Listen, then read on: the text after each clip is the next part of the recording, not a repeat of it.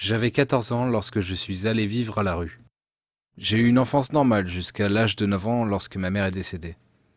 C'était une femme incroyable. Elle prenait soin de moi pendant que mon père allait travailler.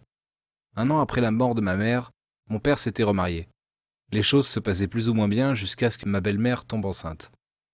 J'étais devenu un fardeau dans la maison de mon propre père. À l'absence de mon père, elle me traitait comme un moins que rien. Je ne pouvais rien dire à mon père puisqu'elle se comportait bien lorsqu'il était là. Plus le temps passait, moins je me sentais chez moi. J'étais privé de repas et le moindre écart de ma part était puni sévèrement.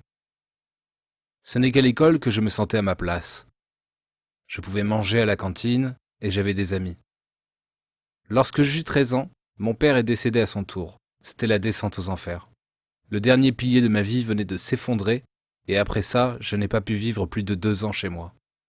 Un soir, après avoir été battu encore une fois par ma belle-mère, j'ai fait mon sac, j'ai volé quelques provisions dans le frigo et je me suis enfui. Ma nouvelle vie venait de commencer. J'ai erré pendant plusieurs heures dans la rue avant de me rendre dans un marché et de m'allonger sous une table sur des cartons. Le lendemain matin, j'ai été confronté à la dure vie de la rue. Je transportais des sacs pour me faire un peu d'argent et je cirais des chaussures. Un jour, un vieux monsieur pour qui j'avais travaillé plusieurs fois m'a proposé un boulot. Je suis donc devenu gardien de nuit dans son chantier. Je dormais dans une petite maison à même le sol, mais au moins, j'étais à l'abri. J'ai récupéré un lit et des coussins dans les poubelles et j'ai emménagé ma petite maison. La journée, je travaillais dans le marché et le soir, je gardais le chantier du vieux monsieur. Je m'étais fait un ami dans la rue et je le faisais entrer clandestinement chez moi pour dormir. Un jour, nous étions assis dans un coin du marché pour manger lorsqu'un cri perçant attira notre attention. J'ai donc levé les yeux et vous n'imaginez pas ma surprise lorsque j'ai reconnu ma belle-mère. Elle hurlait au voleur et à ma grande surprise, son dos a été braqué sur moi. L'instant d'après, mon ami et moi étions dans un poste de police. Ma belle-mère a raconté que je l'avais cambriolé avant de quitter la maison. J'ai passé 2 nuits au poste de police et lorsque je suis sorti, j'avais perdu mon travail de gardien de nuit. Je suis donc reparti à zéro, jusqu'à ce qu'un soir mon ami Lucas tombe gravement malade.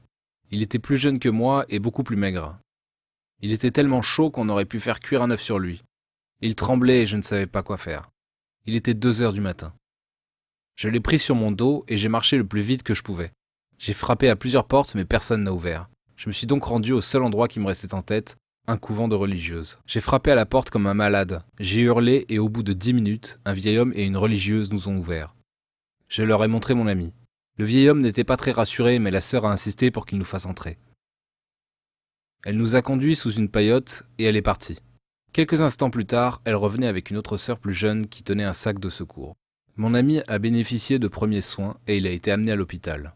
Il a été hospitalisé pendant 2 semaines et tous les frais ont été pris en charge par le couvent. La sœur qui nous avait ouvert la porte nous a proposé, mon ami et moi, de rejoindre un centre d'aide à la jeunesse et nous avons accepté. Le centre est devenu notre nouvelle maison. Je me suis spécialisé en informatique et Lucas, qui aimait les voitures, a appris à les réparer. Nos vies ont changé et lorsque j'ai quitté le centre, j'ai trouvé un vrai travail qui me rapporte beaucoup d'argent. J'aurais aimé que ma mère soit là pour me voir, mais je ne peux pas changer le passé. Lucas a ouvert un garage qui marche à merveille. Il est marié et je suis le parrain de son fils qui porte le même prénom que moi, Michael. Lorsque mon chèque arrive à la fin du mois, je n'arrive pas à croire que tout ça m'appartient.